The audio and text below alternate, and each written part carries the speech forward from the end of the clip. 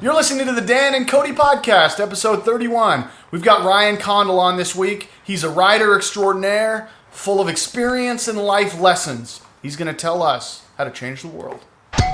This is the Dan and Kody podcast. Toy boat. The arsonist had oddly shaped feet. This is the Dan and Kody podcast. Red leather, yellow leather. Saddle up, partner.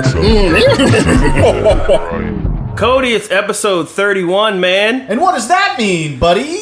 We got Ryan Condal on the podcast today. Who's Ryan Condal? He's this guy I met yesterday. I don't know why we're here. There's a lot of movie props. Okay. Ryan's my boy. I met him through Brandon a long time ago. Yeah. It's weird because I knew of him for several years before I actually met him because him and Brandon were AOL Instant Messenger friends. Yeah. I'd be over at Brandon's and I'd be like, "Who are you talking to?" And he's like, "Oh, I'm talking to this guy about guns and aliens and armor and shit." And I'd be like, "Who is Ryan Condal?" Yeah. But then I moved out here in 2008, met Ryan through Brandon, of course, and then boom. And now we're here. Awesome. Little LA community here. Thanks for being on the podcast, Yeah, man. thanks for having me, guys. This is always a ton of fun. It's much more interesting than being the skeleton at the keyboard trying to think of things, Right. creative things. It is a little weirder because this is our first recorded conversation. Yeah. I guess. that I know of. Yes, it is actually That you know of. That you know of. I really enjoyed the barbecue Saturday, by the way. Or Sunday. That's right. So Ryan, you are a writer extraordinaire. I'm a writer, but story maker. yeah. Yeah.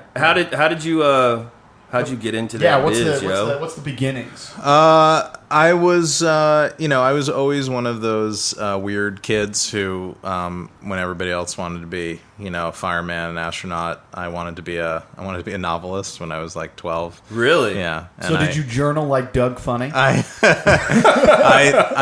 never journaled. I did a lot of like comic book writing and then like kind of weird fan fiction stuff with like out of like Marvel Comics and Lord of the Rings and Star Wars. I'm very aware of fan fiction. Yeah, very early on. No slash fiction, just like straight up, Straight up fan fiction. Yeah, no. Did you have a favorite that you'd write? Sordid Gandalf and Saruman love trysts or anything like that. There's a show, a How Did This Get Made kind of show where they're reading. I love how this get made. Yeah, They're reading a fanfic of. It's called Fast and the Furious.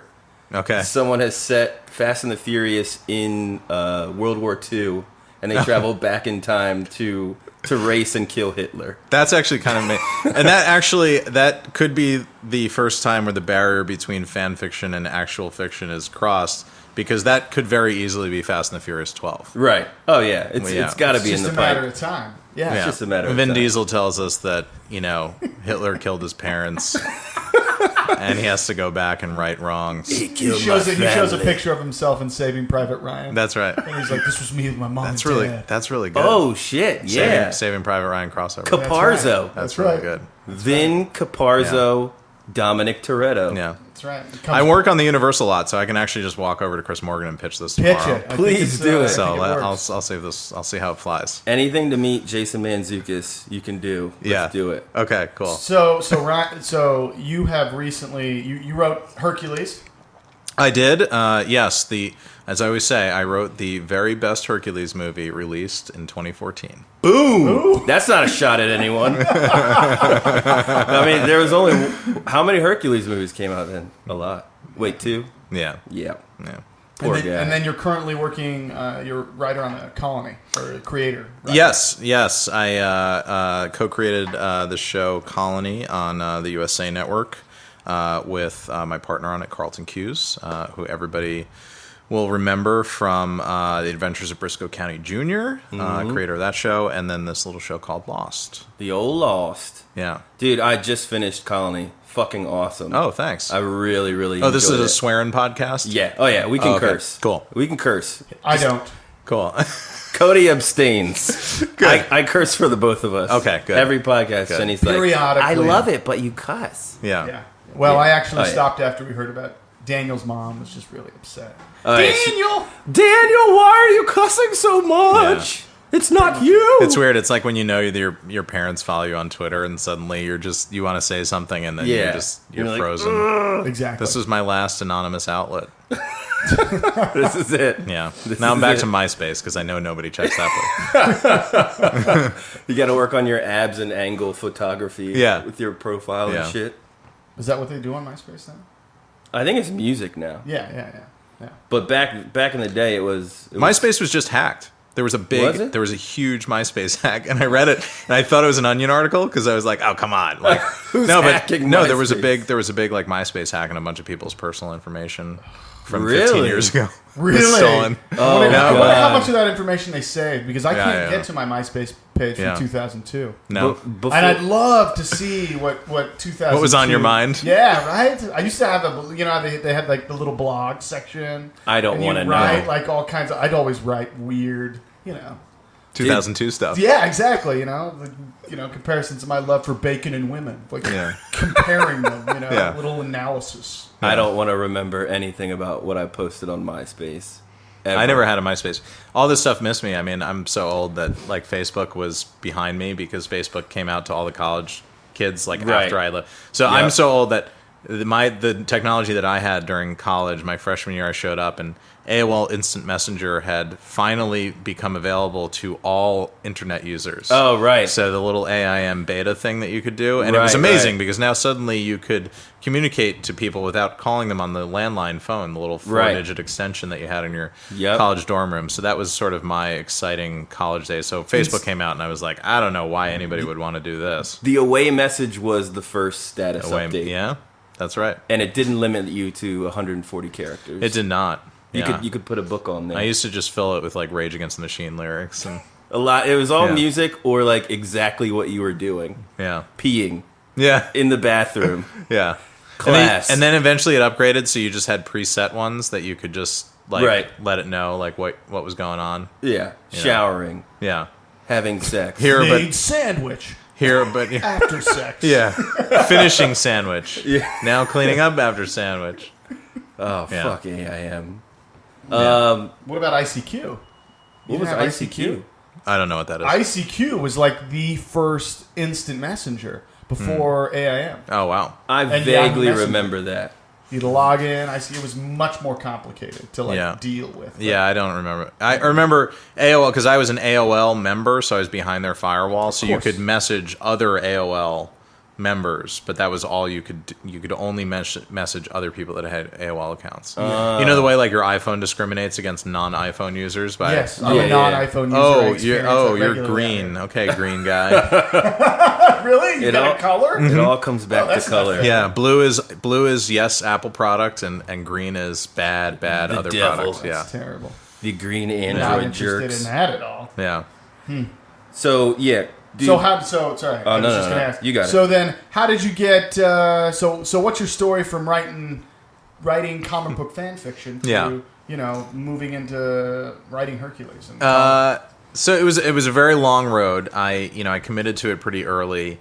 It was it was just always something that I really wanted to do, and I knew that I knew nothing about it. I mean, it was the 1990s. There were books, the same books that everybody's read. The internet was in its very early days. There were some resources, but even a movie script was just such a rare thing. I mean, now there's this wonderful age of the PDF, and they're very easy to find and get out there if you're connected in any way to what's going on. They're shared that way, and it's much easier to read movie scripts. But back then, it was like I had a copy of like James Cameron's Aliens that I had like bought at a convention, and it was like my personal Bible because it was like one of my favorite movies, and then thus scripts. I mean, it's really one of the best written pure action scripts, and just how to write an action movie and be economical on the page with the use of you really used it as kind of a standard. Yeah, exactly, as like a learning tool. And, to this day, I mean, I think my writing style is very in the James Cameron mold just because of having gone over that script so many times. So I just really tried to commit myself to it, and then I went to college, and my parents being responsible middle class people from New Jersey wanted me to go get a real degree so I could get a real job. So I majored in business, but everything I did elective wise was all about trying to make myself a better writer. So film classes, but then also like history classes and literature classes and things like that. And I think eventually I worked up the courage to actually sit down and write my first, feature screenplay, which of course at the time I was convinced was going to be my award-winning opus. And yes, of course. And it was, and here you are. And here, yeah. Everyone said yes to you since the beginning. That's right. It was Good Will Hunting. And, Good Will Hunting. Right. Hunting season. Yeah. So I wrote that, and then I enjoyed it. I mean, it's a very like scary, fraught process where you don't know whether what you're doing is any good or really what you're doing at all. But I knew the only thing that I knew was that it was going to be a lot of work, and that I was really good at hard work. Like right. I knew that I might not be the smartest or the best or the most talented or the guy with the best pedigree who grew up with, parents who were into art, and we went to the theater every weekend, and we went to movies all the time. I lived in the movies. I knew movies really well. But I decided to just try to outwork everybody. And while this was all going on, I read this wonderful book that I recommend to everybody that's has any interest in doing this, called On Writing. It's Stephen King's memoir on his writing process. And half of the book is his story about how he came up and broke in, and he talks about, he wrote Carrie in the basement of his trailer in his main trailer park with his wife, and they were both public school teachers, and the salaries are so low that they were living below the poverty line, so they're on public assistance. They're living in this trailer. He's writing it in the laundry room of his trailer on a folding table on a typewriter next to the laundry machine. I mean, that's how he wrote Carrie, which was his big. That was his baby. The big break that he had. Yeah. And it was really inspiring. And Stephen King took the same approach. And he has this great line where he says the first million words are free. Mm-hmm. And it would be intimidating to anybody else, but it just made so much sense to me that, of course, like, you have to burn through a lot of bad stuff. I mean, even great, painters or, pencil artists, like, you have started painting shit. There's a talent there, but you have to do a lot of things before you kind of take root. You learn what works. Right. You dabble and exactly, and you find your voice and your style and whatever. And I just that really inspired me. And then I knew it was okay to write a bunch of bad screenplays. Right. So for the next 6 years, there you go. I wrote bad screenplays. And would you care to share like what one was and why it was bad? Yeah, I mean, my very first screenplay was called Mind Frame, and it was a very clear bad X-Files ripoff. Nice. At the time, the X-Files was my favorite TV show, and I wasn't trying to rip off the X-Files, but I think in the end I was really inspired by conspiracy theories and the paranormal, and it was about this group within the CIA that was capable of this thing called remote viewing, which is supposedly a real program where psychics would go into these fugue states and be able to spy on foreign countries and foreign dignitaries without leaving this room by psychic spying. And it just really fascinated me. So there's this, there's some agent on a plane going somewhere, and the plane is somebody blows up the plane, and what it turns out the NTSB finds out is that one of these remote viewers was on the plane, and it becomes this whole like conspiracy, very tangled conspiracy thing to find out exactly what happened. So at the core of that, there was like a cool idea about remote viewing, very not great executed, if I can remember. I mean, unfortunately, I suffered a hard drive crash somewhere in the mid 2000s, so I lost probably the first 5 years of my career writing, but it was such a cleansing experience though, because no one should be reading those things, and now I know that no one ever will, because I don't even have a copy of the damn thing. But all the porn you lost. So, well, Dan, because your mom is listening, we're gonna say that is a joke. Yeah, no, I had Tisk, tisk. a lot of erotic Japanese watercolors, but that was it. As one does. Yeah, you gotta have a couple of those. Yeah. I wrote when I was in second grade. I was writing this story about Lancelot, and you could my teacher was so encouraging. She's like, "This is wonderful, it's great." So I was like, "Okay, I'm going to keep writing it," and I kept writing it. until about 4th grade. And then I saw Robin Hood, Prince of Thieves. And then you could clearly, I read it like years and years and years ago, but you could clearly see where I just started ripping off Robin Hood and Prince of Thieves. And I was like, this is the fucking... It's strange how that movie has changed their life so much. It really That's has. a great movie to rip off, though, I have to say. I love that movie. It all comes back to Robin Hood, Prince of Thieves. Love that movie.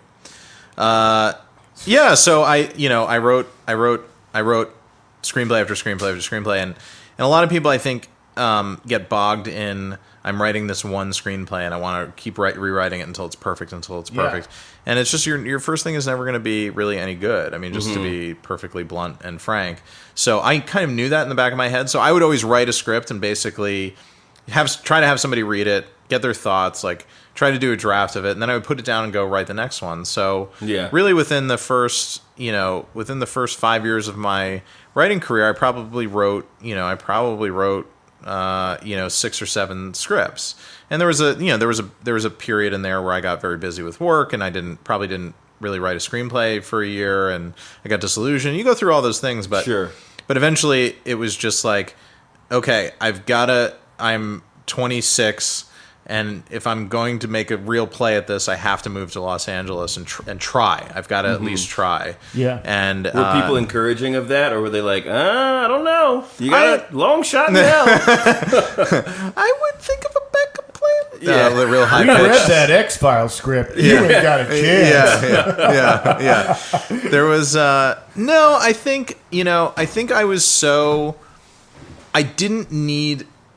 I just knew that I knew that I was willing to put in really hard work, and I knew that if I was going to do something good, I hadn't written it yet. If that makes any sense. Sure. Yeah. But I had to get there, and then it was actually this really fortuitous experience because right before I had managed to. I worked in advertising. Is what I did as my sort of my Bruce Wayne job before I was Batman at night. The screenwriter cliche in the coffee shop. Burning the midnight oil.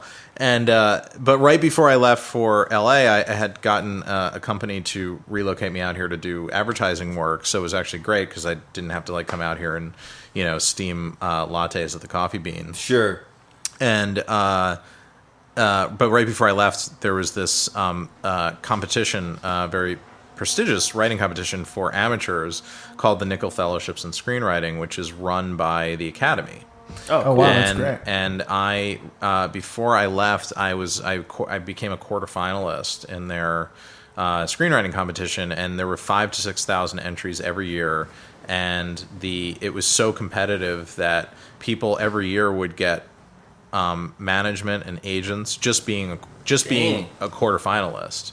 And scripts would sell from that because it was such a well-known contest that all of the young and upcoming talent agents, representation managers who had just been promoted from assistant who didn't have any client base and had to build their client base from the ground up would go and look at this list, and they would just start reading scripts from it because they knew that this was such a great filter process for the industry. I mean, it was kind of like, it's like the NCAA is a filtration process for the NFL. It's like people are made in March Madness. And they vouched for you, and now somebody can come looking for you and try to draft you or sign you. Right. So I had quarterfinaled with this small crime drama script that I had read, and I moved out to LA. I probably moved out to LA while that contest was still going on. And the way it works is that. What year did you move out here? I've been here for 10 years. This month. Nice. So June of 2006. Okay. Yeah, I moved out here. 2 years before me. I was 26 years old. Was that around that was before the big writer's strike, right? It was just before. Yeah, and that actually plays into my very long story. Oh, so, okay. Spoiler alert. Yeah. That's called foreshadowing. Not spoiler alert. Yeah. See, we're learning here. So we're in the middle of the rising action right now. That's right. And it's the second act. And I moved out here and knowing that I was alive in this competition, which was super cool. And it was the first time anybody had read something by me and said yes to anything, just validated it. Wow, to get that letter, right? You're like, oh my god, and I never had these starry-eyed dreams of, but it was like, oh my god, somebody they liked it. Somebody liked it. Somebody but you were like How many- halfway across the country with the Yeah. fucking the music up loud. Yeah. Like, we're going, baby. Yeah, It's yeah. gonna happen. Yeah. There was that moment. How many competitions did you enter scripts into? I didn't do a whole lot of it. It's actually I like it as a method of sort of seeing what you have because Yeah. it's an anonymous. You're being read by anonymous people that are paid to judge these contests. So it's like you get a real, true, honest Exactly. reaction. Where it's Exactly. Like, your mom's like, "Oh, and look, it was sweet. I love the part with the jelly." Yeah, right. Yeah, exactly. right. Exactly. And it's not your friend trying not to hurt your feelings, you know, because Yeah. most people that you're handing these things to, you either know, or if you go the contest route. I mean, most of these contests. I mean, the Nickel has like a very combed over judging process, but a lot of these contests out here, it's like just, you know, frustrated other young writers that are trying to do it that are getting paid peanuts to read your script and judge it. So, you know, it's not like the Olympics judging committee, but it is, you know, Sure. it is a peer of yours reading it. And then I got out here that summer, and that script actually made it all the way to the semifinals. So I actually was in the top 100 scripts that year in the Wow. Nickel out of like 5,000 or 6,000 scripts, which was awesome, super exciting. And there was actually an immediate flurry of producers and managers and agents that requested the script, which shocked me. I mean, I arrived in LA, and literally later that summer I was getting like some validation, you know. Sure, yeah. And none of that went anywhere. And then a year went by. I wrote more scripts. I entered all of them. I entered the same script, a better, newer draft, I thought, of the crime drama from the first year in the next year, and two other scripts. And You could submit as many as you wanted to. you them? can, yeah, it's just an entry fee. Okay. So, and then that year, two of those three made the quarterfinals. So the one that made it the first time made the quarterfinals again, and then the second one also made the quarterfinals. So I was twice on the list, which was huge. Wow. Because then when the managers are going through the list and they get to, it's done by name, and they see that you have two scripts on there. So then it was like everybody was, He hasn't just struck all the young oil. guys like wanted to read me, and I got read like by a bunch of people, and then I got repped. I mean, that was the summer of 2007, and this manager, Adam Marshall, who managed me for 8 years, wonderful guy, had just been promoted up to from assistant, and was a young manager trying to build out his client list, and read my script and really liked it, and said, I can't do anything with this at all because it's this tiny, I wrote it as a tiny crime drama that somebody could go make for $2 or $3 million. That was the intent, was just to try to inspire somebody to like it and go make an indie film out of it, or Sure. or whatever, and not turn people off by the fact that it was big budget. Right. And he said, well, what else you got? And thinking that I was this, really artistic kind of playwright guy that wanted to write these like small things. Little did he know I wanted to write huge, giant tentpole science fiction action movies. Right. So I pitched him this idea for, speaking of King Arthur, called Galahad, which was a retelling of the Arthurian legends told from the point of view of Galahad, where the knight himself witnesses the murder of King Arthur by Queen Guinevere at the end of the first act. So the shocking turn in that is that nobody ever kills King Arthur. He's always the hero of the story. Sure. King Arthur dies at the end of the first act. Guinevere is holding the knife. She did it because she's sleeping with Lancelot, and then they try to frame Galahad for the crime. So it becomes kind of like Die Hard in Camelot. It's this contained thriller within the That's walls of awesome. the castle, and I pitched it to him as though I hadn't written it, but I was already writing it, and he got really excited about it and said, I need to read that. So while this is going on, the strike happens, and I'm like, great, this is actually really great, because the strike will have to go on for probably 6 months to a year for any of the writers that are actually working to put their pencils to paper and go write an original screenplay. So I'm And like, this is a great time to write something original and have material waiting at the end of this thing, because it's a business and people need goods at the at the end of this. You And provide that. the Yeah, good is the totally. screenplay, right? Totally. And if nobody's writing, nobody's able to work. the town's going to come back and need material. And were you in the union at that point? No, I had nothing. I had a hip pocket manager, meaning that he wasn't officially my representative, but he had shown an interest in me and was very willing to read my script and was invested in it, gave me thoughts on the pitch and all that. So I had him waiting, and I really put my nose to the grindstone. I wrote the script. While the strike felt like it was kind of coming to an end, I was able to finish it. He liked it so much that I still remember the day. Like, I sent it to him and I was just like, "Hey, what do you think?" And he, like, on page like 30 or something, like, just sent me an email in all caps, like, "I fucking love this." And I was like, "Oh, this is great. This is great." And so he showed it to his boss, who ran the company, and his boss loved it. And then the next thing I know, I'm like sitting in a cafe with him and his boss, and they're talking about, like, the strike's going to be over in, like, inside of the next month.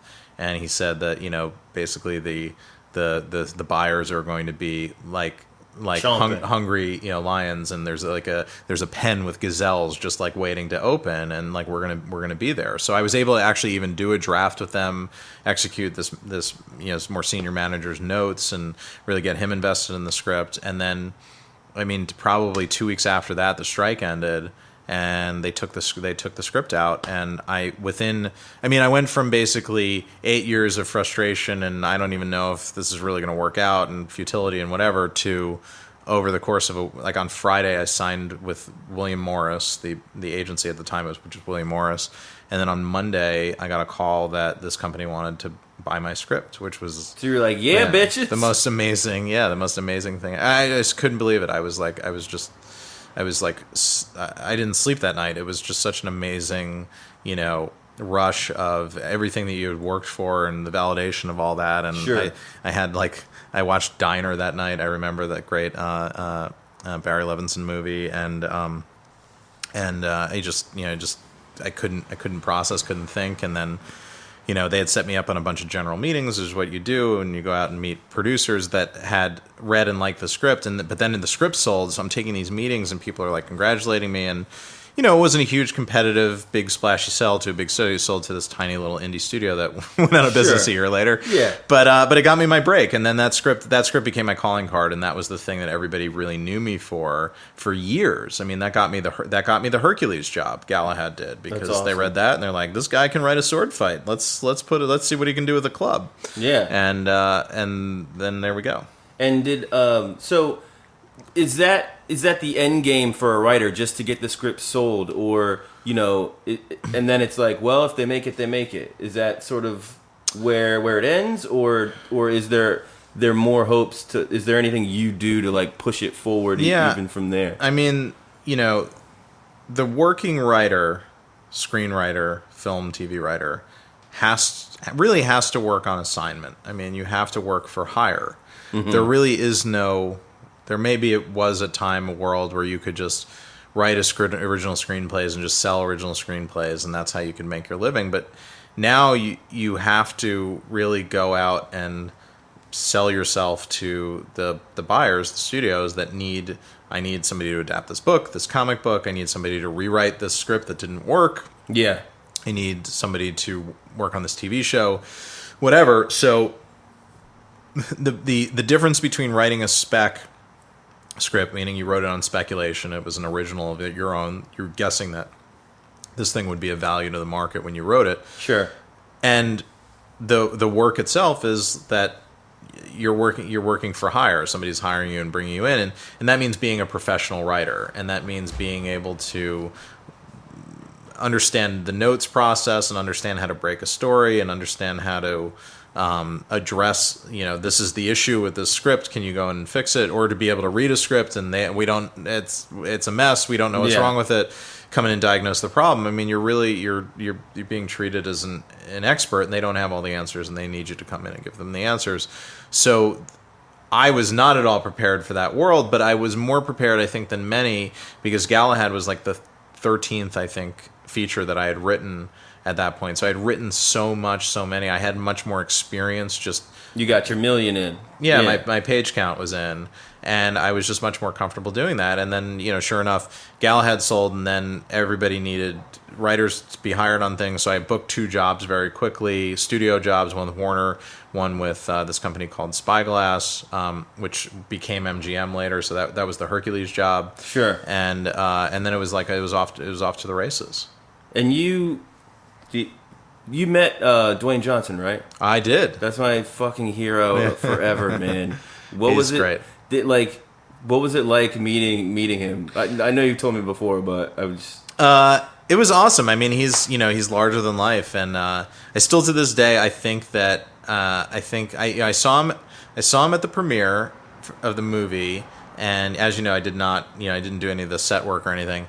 But I met him once at Brett Ratner's house. I was over there for a story meeting, and Brett and I were talking about the script, and he was having a meeting with me, and then Dwayne was coming over to have a meeting with him. And I was supposed to leave before Dwayne came so Brett could have, because it was kind of early days, and I think Dwayne was still thinking about whether or not to do the movie.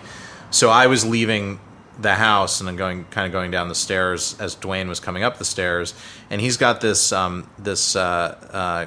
that works with him, this guy called Hiram, who's like one of his very good friends and his producer, and his kind of this guy that reads scripts for him and says you should do this or you shouldn't do this or this would be better or whatever. His entourage exactly. And but Hiram is a big guy himself, and I just remember both taller than me, and he just The Rock stepped in front of him and eclipsed him. I could no longer see this very large, probably 6'2", 220-pound guy behind the largesse that was Dwayne Johnson on the steps going past Brett's pool. So my joke is, to this day, I still think that Dwayne thinks I was Brett's pool boy,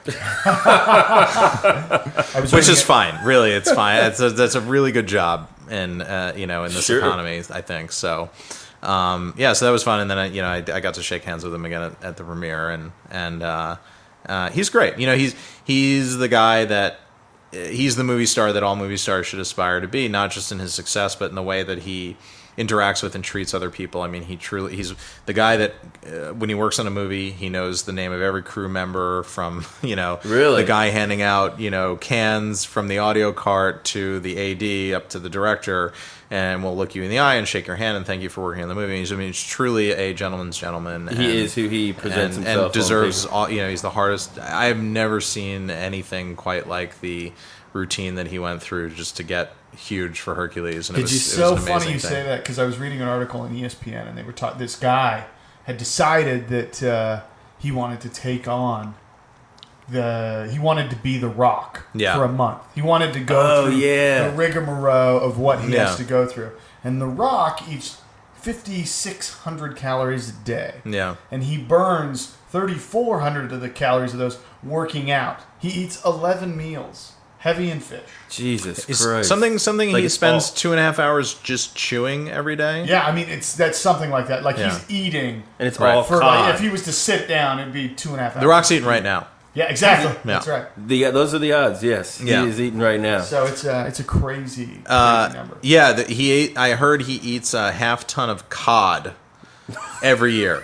A half ton of cod himself every year, which inspired my writer's room in Colony to come up with the reality show where, much like this Yahoo, we have film people trying to live the Rock's lifestyle. For 3 months to try to get in rock shape, and we call it Cod Damn. I would do it if that's me meeting the Rock. If the end game is to meet the Rock and hang out with him, I would do it. Yeah, I will eat all the cod.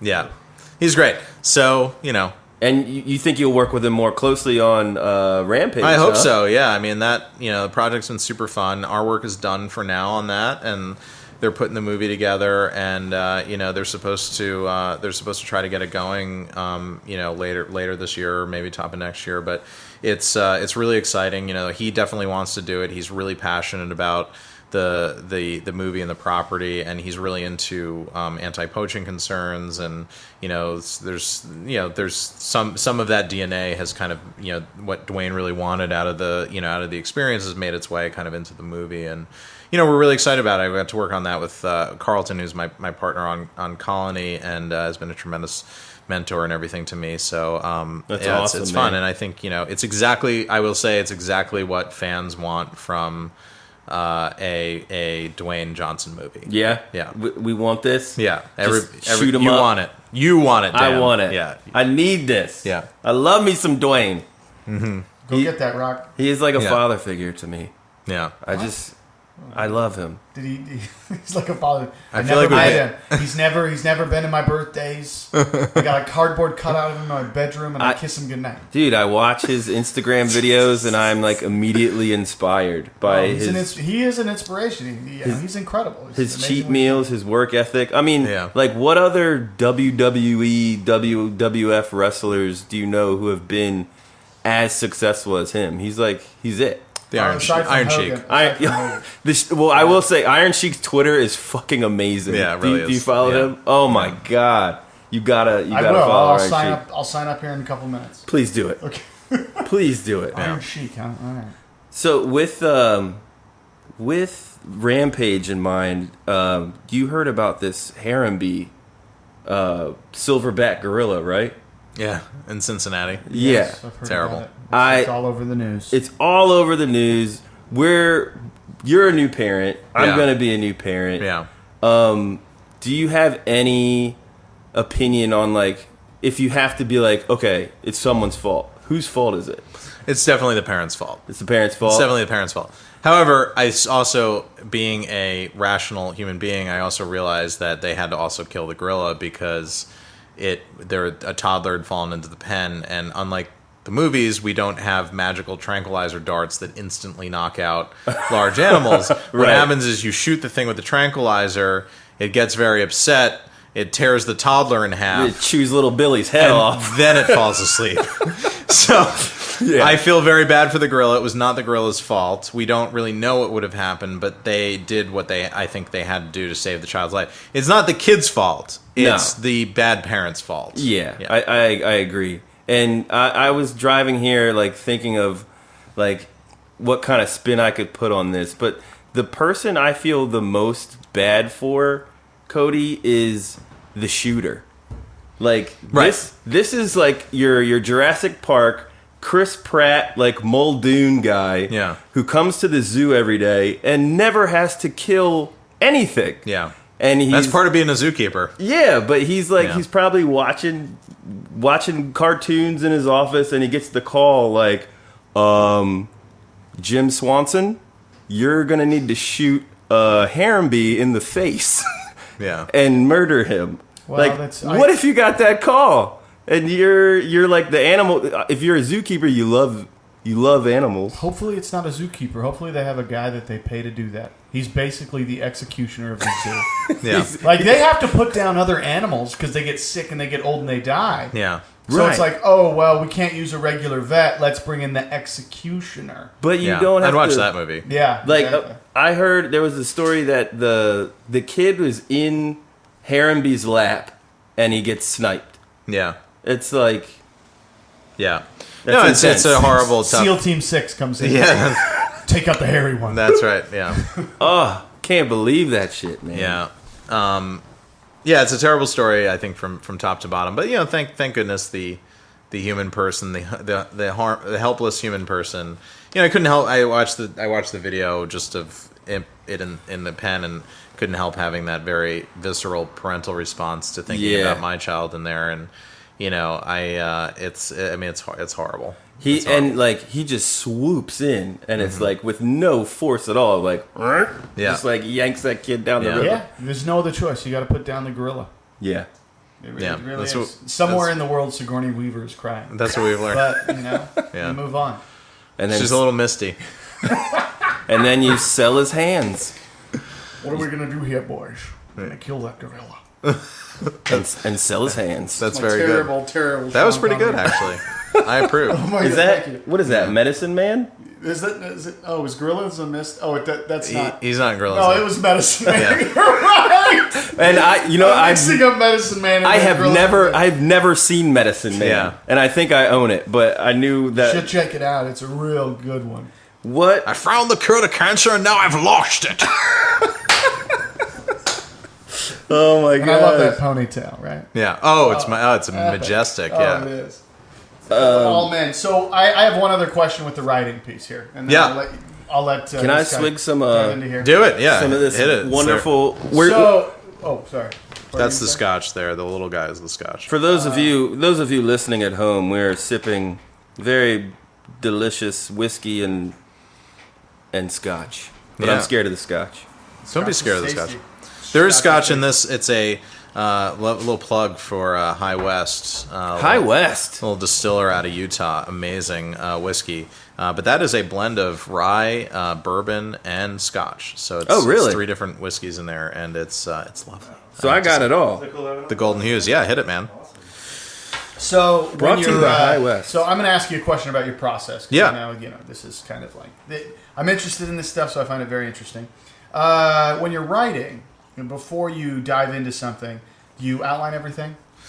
Yeah, I've Do you do that first before you really dive into dialogue? Obviously, that makes I've become a more and more dedicated outliner as I've come up in my career, and I just now working in TV, this is my second season of TV. Outlining is such a built-in process of the TV thing, because you're just writing. You're behind the minute you start in television, just because of the speed with which it's made. So outlines are done so that we all understand exactly what we as the writers' room and the showrunners, the producers all know exactly what that writer is going to go write when they go off to script.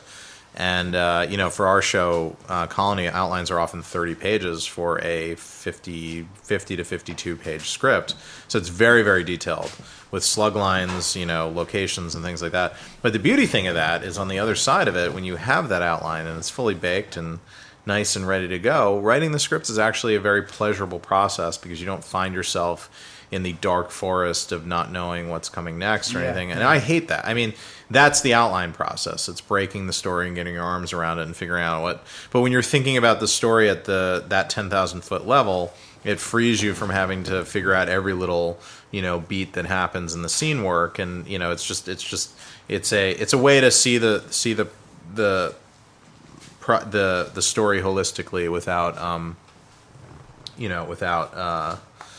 having to actually write the script, multiple bad versions of the script that don't work. And I think there are a lot of writers that hate outlining. I just don't understand it, because it makes the scripting process so much more pleasurable, because then you're coloring in the lines basically at that point, and then it's fun. Huh. Cool. As fun as the misery of writing gets. Yeah, of course. Of course, I'm one of those writers that likes it but hates it all at the same time. You were making a comment about how nowadays you have to you can't really write original screenplays. Yeah. I mean, is that tough for you? I mean, you definitely can. I did last year.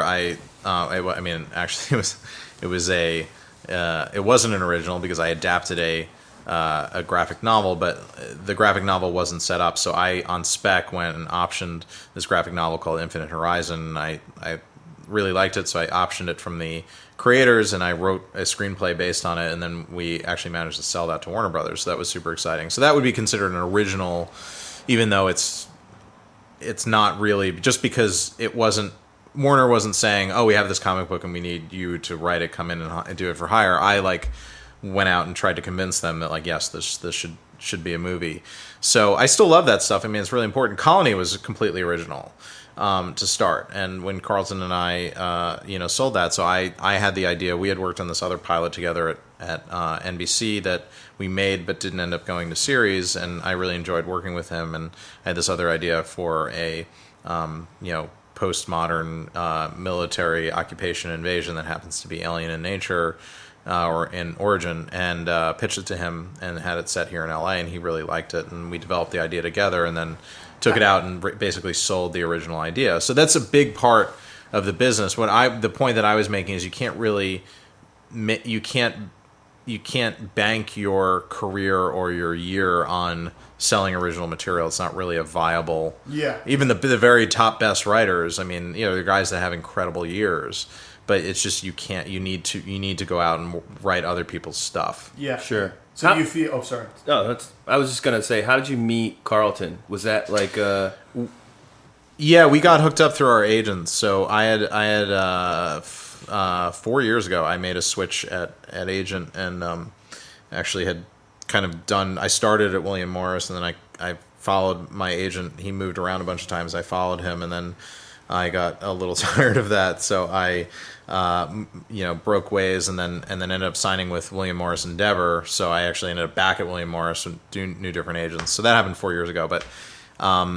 Carlton is also represented by them, and I had gotten in, and I have this wonderful TV agent named Teresa, who came onto my team then, and I had never really done any TV or wanted to work in TV or anything. It was just this.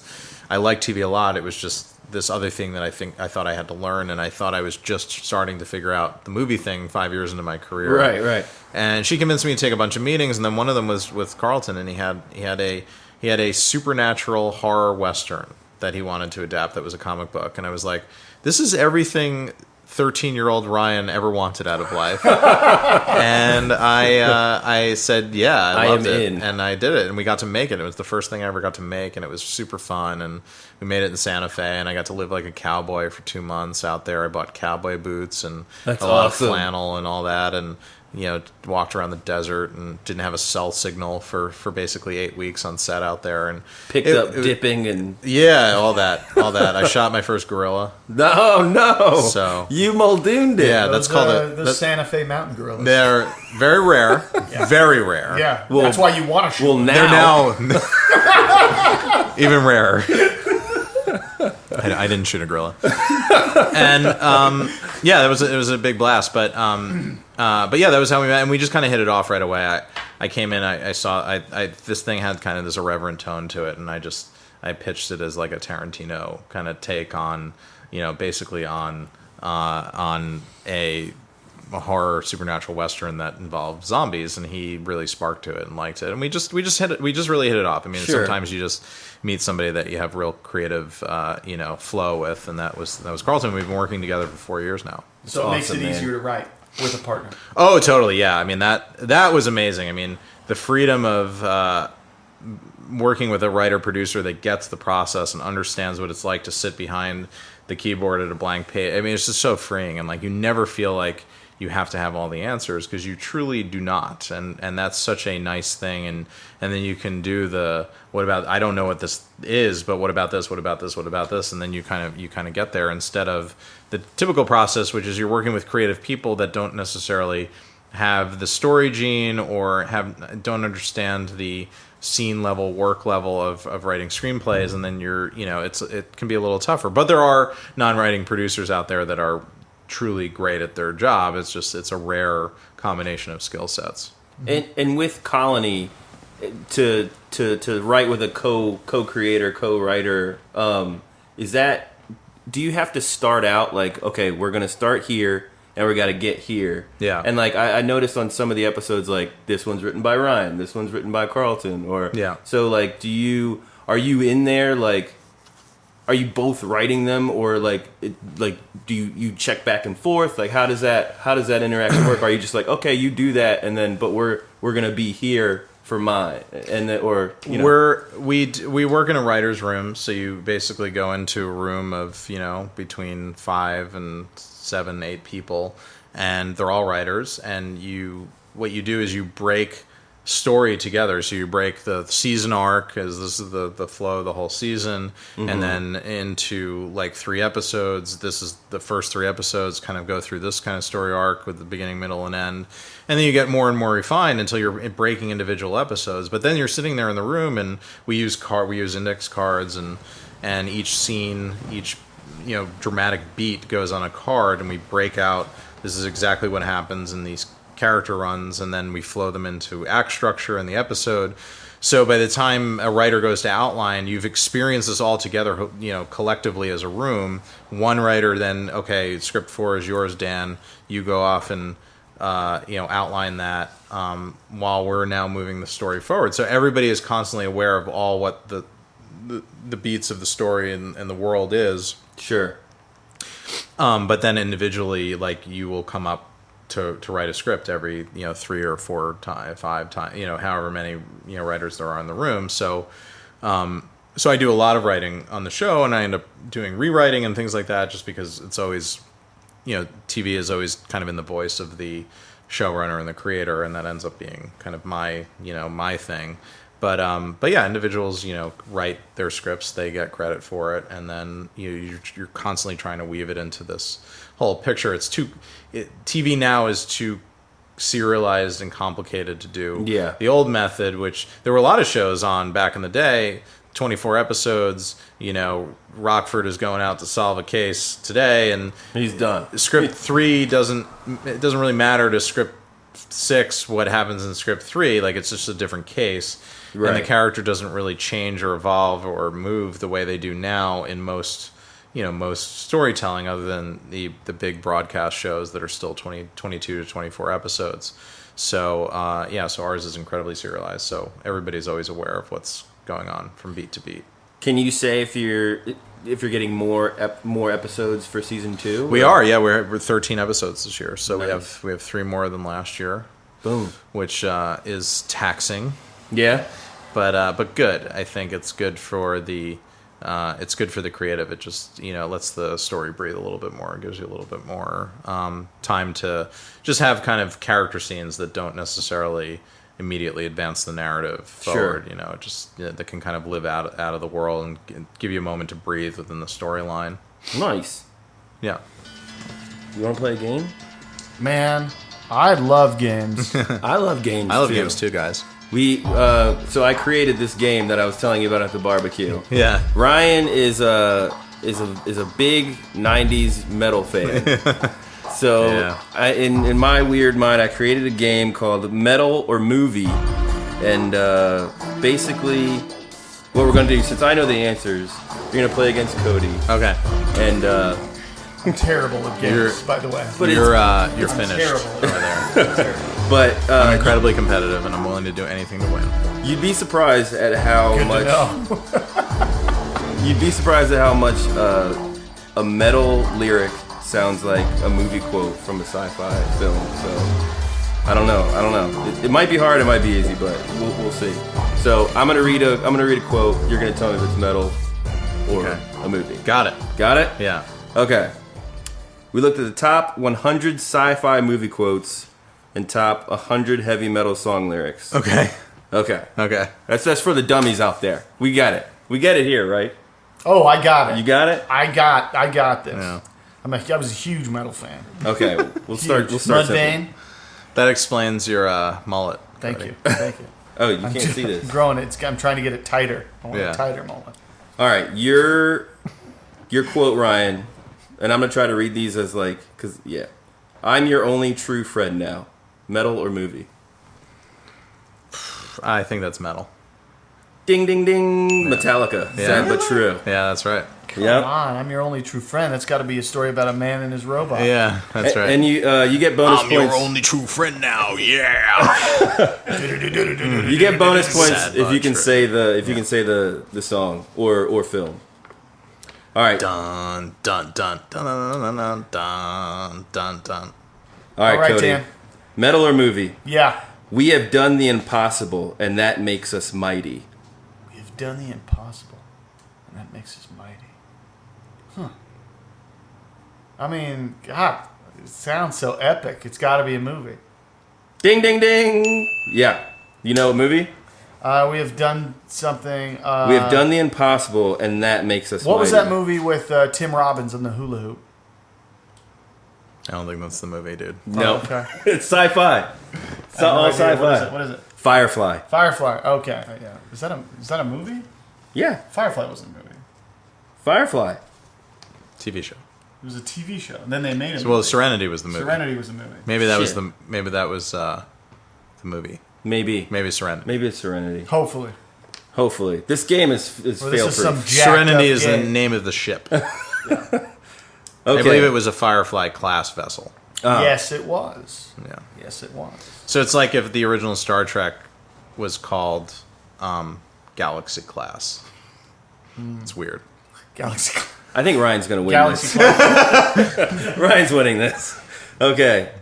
With the first link, the chain is forged. The first speech censored. The first thought forbidden. Oh God. I mean, that's definitely a song lyric because it's no. Are you going? Yeah. You're going. Yeah. I mean, it's just too rhymey. You're going metal. Yeah, but I don't know the. Wow, wrong. Oh. Star Trek. Oh. See, I was just Star talking about Trek. Star Trek. The original motion picture. Oh, there you go. Yeah, I've probably seen that movie once. Was it the original not- motion picture? I just guessed that. Yeah.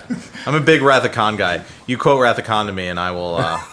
You got it? I'll tell you who said Nail it every time. Yeah. All right, it's 1-0, Ryan. Kody, Yeah. if I could, I'd stick a knife in. That's a metal. That's And metal? That's metal, and that's I have no idea. Metal. Ryan, do you know who? No, I'm blank. Possibly? Yeah. Blanking? Yeah. It is metal, Okay. so we're tied up, and it's Tool. Crawl Away. Oh yeah. Yeah. So that is I had a really good friend by the name of Clay, and he would listen to Tool, Yeah. and he'd go in the bathroom, Yeah. and he'd shut the lights off. Yeah. And That's a he'd real just- Tool fan. He would just shut the lights off and lock the door, and we'd bang on the door, and we're like, "What are you doing?" He'd have a lot to drink normally, but Yeah. that's what he'd do. He's like, "I love this." Yeah. You just play Tool in the dark. Yeah, I love me exactly. some Tool too. I was more of a I have Anima kind of in my the album. I was I like Undertow. That's off Undertow, but I like Undertow a lot. But there's also a lot of lyrics. Maynard James Keenan has a lot to say. So They're I super, love- and from what I hear, the whole group of Tool are stupid creative. yeah, Like, it's not just music for these guys. Like, some of them are animators and like Adam right? Jones, the guitarist, was a visual effects artist on Jurassic Park. See? Like, Really? it still is, and he does all the crazy. visual effects for the shows that they put on these crazy Yeah, pageants. because when they do Like, their wow. shows, it's like they're black, and then they have this big visual Yeah. thing above them. Yeah. and It's shows are amazing. pretty crazy. That band is Sober's my jam. Yeah, Sober's super cool. Why can't we not be sober? Why? So, what's the verdict here? What do we got Next one. to Ryan. Yep. Yeah. Just what do you think you're doing, Dave? Oh, well, that's HAL 9000 Yes. from a little movie called 2001: A Space Odyssey. Ding, ding, ding. Congrats. Yeah. That was Did I kinda get the good. original Star Trek motion picture one? No, Okay. you didn't get that one. Yeah. I mean, I got which Star Trek movie it was. Though, You right? did. So you want a bonus point? I is mean, that what like, you're clamoring? I said, I mean, that's what you're like- clamoring for? I mean, Kody can that's- have it because that's super impressive. Okay. Yeah, that's a deep track there. That and Star Trek V, I would say, if you can quote that motion picture of Star Trek V, like you're a real Star Trek fan, All right. I'd like to think I am. All right. true Star Trek fan. Metal or movie, Kody? Yeah. Arrogance and ignorance go hand in hand.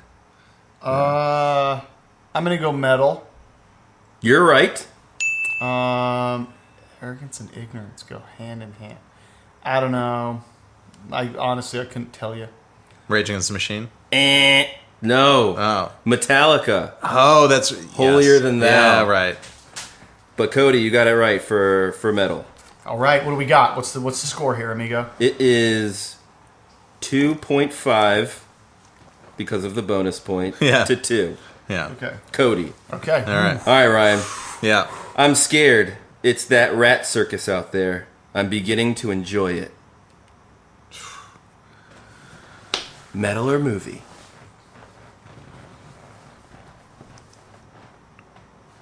I'm saying movie. Ding, ding, ding. Yeah. Mad Max. Yeah, that's right. Original. Yep. Yeah. All right, Cody. All right.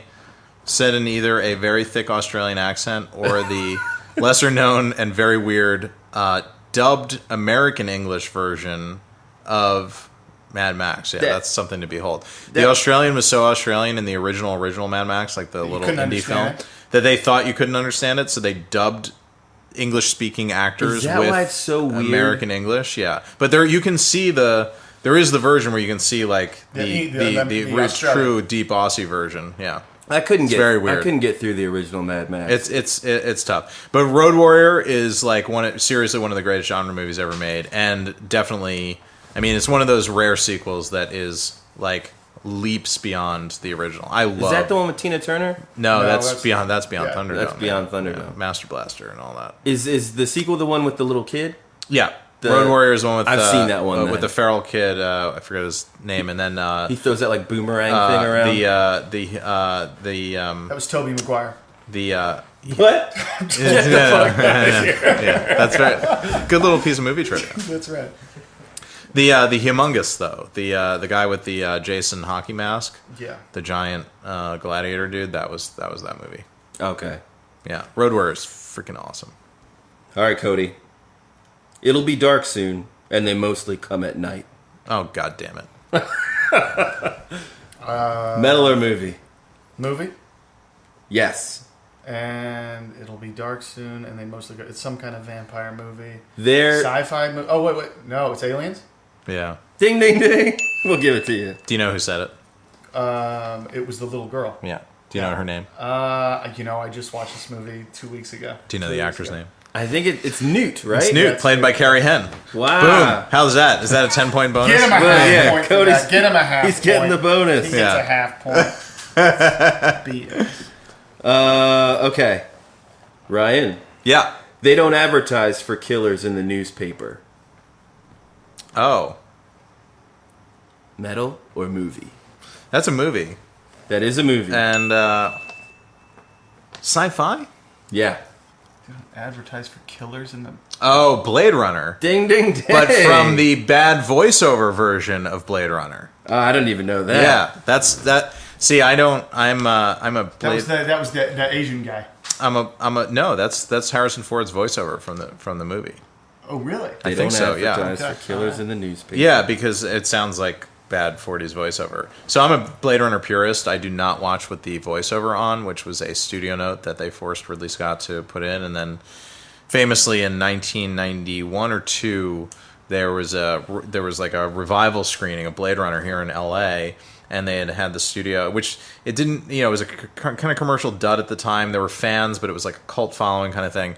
And then the movie theater, whatever theater was screening it, the studio wrongly sent a work print of the movie to the theater that didn't have the voiceover, because the voiceover was added deep late in post and wasn't originally intended to be in the movie. Yeah. And there was this amazing reaction to it, so that this like kind of one revival screening resulted in this huge kind of fan uprising where they demanded the birth of Blade Runner, and then that led to the director's cut, which was early 90s, and then that led to the really big resurgence of Blade Runner, and like it was like 10 years on, and Wow. And they cut out the voiceover, which you don't need. You watch that movie without the voiceover, it's brilliant. It's all right there on the You don't need on it the at screen. all. You don't need it, and it makes it feel like a different movie. That's cool. Kody, Yeah. why'd you leave the keys upon the table? Yeah. Metal or movie? That's metal. System of a Down. Wow, got it. That's great, dude. Nicely done. Yeah. All right, 3 more. Because you wanted to. Because you wanted to. God damn it. Why'd you leave the kids up on the table? My K's look like R's. Okay. Ryan, Yes. a man is defined by his actions, not his memories. Metal Oh. or movie? Oh, that's a movie. Movie, yes. Man is defined by his actions, not his memories. It's got to be tied in there somehow, right? Yeah. It's a pretty big. By his actions, not his memories. What are you thinking? Inception. Nope. Yeah. Total Recall. Total Recall. There you go. Of course. Total Yeah. Yeah, Recall. Yeah. That makes a lot of sense. Cody. Welcome to the party, director. I want to go to Mars. All right, Cody. Yep. Free to speak my mind anywhere. Free to speak my mind anywhere. I mean, it sounds like a song lyric so much, and that's why I'm like veering away from that. But there's so many sci-fi movies about I know. silencing the. I'm gonna go with metal. You're gonna be right. Do you know the song? Say the line again. Free to speak my mind anywhere. Yeah, I don't know. I'm gonna just throw one out there. Corn. No. Incorrect. They wouldn't say anything like Yeah, that. yeah. Right? I think that's Metallica. That is Metallica. Yeah. Unforgiven? Nope. No. It's also Free Black to Album. speak my mind anywhere. Yeah. Wherever I may Wherever I roam. roam, yeah. Track 5, not track 4. It's getting heated There you right go. now, Ryan. It's I'm getting really- hot. I need to hear the music. I'm like, I have no music. I have no sound, no ear for music. I love music, but I have no ear for it myself. So disembodied song lyrics, very tough for me to put back into context. Well, you're doing great. But three lifts off the Black Album though, so huge ups to that. Thank you. Yeah, All right, last one. yeah. There's a shadow just behind me. Oh well, that's Tool. Ding, ding, ding. 46-2 off Got of it. Anima. And you 46 win. and 2, just ahead of me. You win. Yeah. Boom. Congratulations. Thanks. Ryan, before we end up leaving you, Yeah. just because of the big news today, Yeah. we got to say congrats, buddy. Yeah, man. On getting the Logan's Run thing. Yeah. Logan Logan is Run. going to be How, running. how do you feel? I feel really good. I mean, it's really exciting. It's a huge. I've always wanted to write a big sci-fi movie, and I haven't really gotten the chance to, just based on timing and other things. And this was just a great opportunity. Greg Berlanti and Sarah Schechter, who I've worked with before on Infinite Horizon, are great partners, and they brought me back into this mix because they were looking for a writer, and I got to work with Simon Kinberg, who's like one of the busiest men in Hollywood and writes on all the X-Men movies, and involved with the Star Wars, that little franchise, the Star heard Wars about it. franchise. A little About blip. it. What's that about? Amazing writer there, a writer producer, and then Joel Silver, who wow. produced a couple of movies from the 80s and 90s that we all might remember: Die Hard, Lethal Weapon. Fantastic, The Matrix, fantastic talent.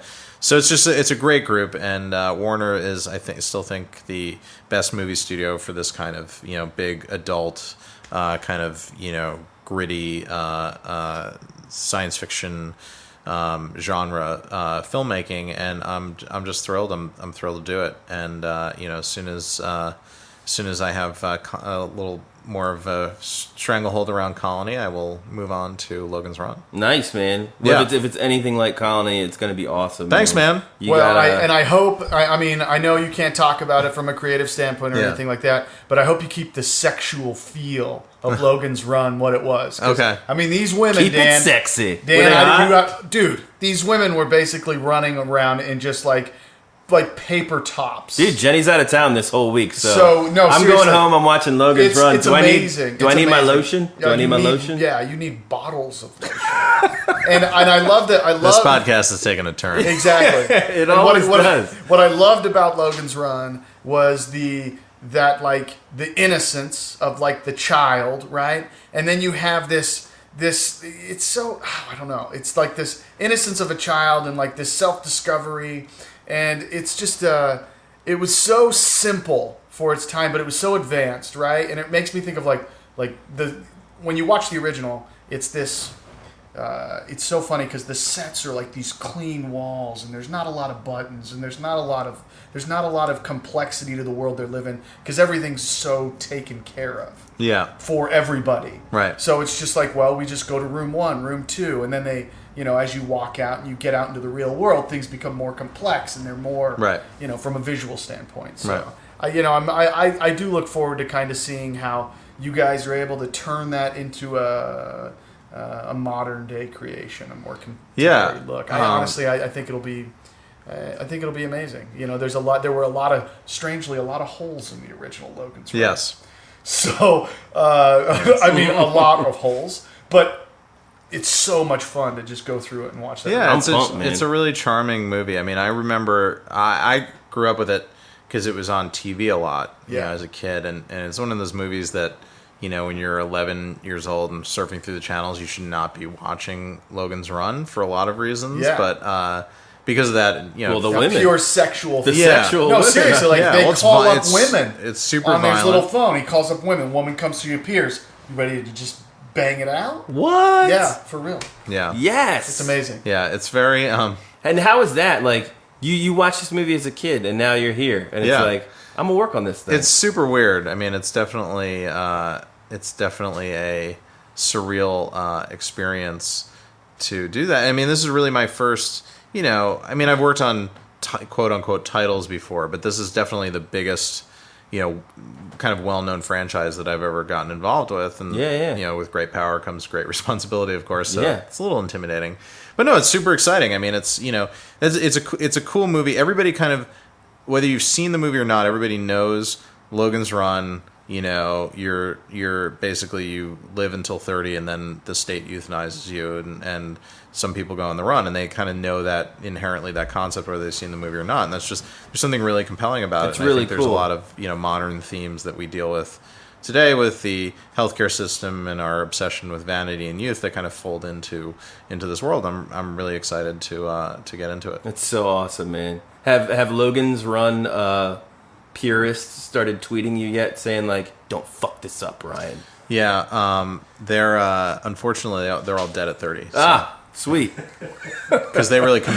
They're that pure. Yeah, they're that pure. Or 21 if you're going back to the original book material. Is 21. That's pretty, the age. Pretty dark. Yeah. Damn. 21. Wow. Congratulations. Yeah, man. congrats. Thanks, guys. I look forward to it. How can people find you?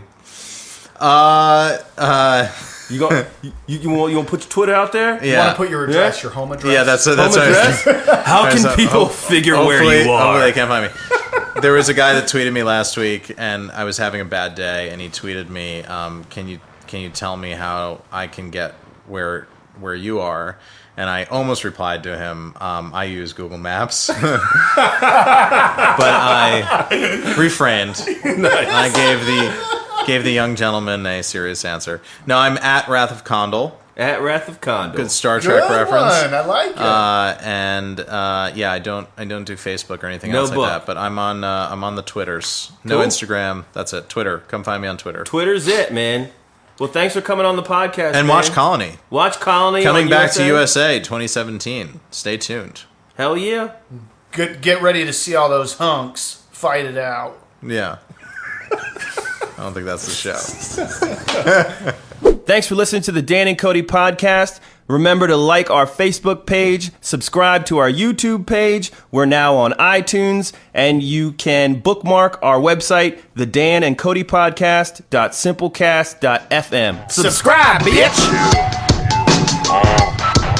Everybody played itself down to shit.